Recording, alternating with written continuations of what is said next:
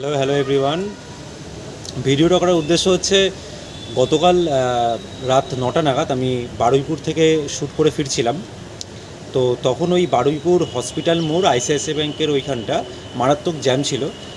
আমি actually bike নিয়ে ফিরছিলাম। আমার বাইকের মোবাইল হোল্ডারটার উপর আমার মোবাইলটা আটকানো ছিল, যেহেতু রাস্তাটা একটু অচেনা, আমি ম্যাপ ইউজ করে চালাচ্ছিলাম।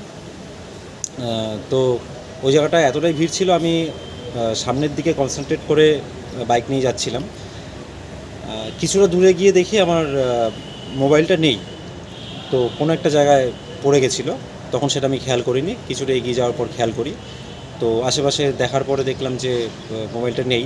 তো আমার বাইকের পিছনে নিলয় বলে আমার একজন বন্ধু যাচ্ছিল। তো তাকে বললাম আমার ফোন করতে করতে আর কি বাইকটা সাইডে রেখে ব্যাক করছিলাম।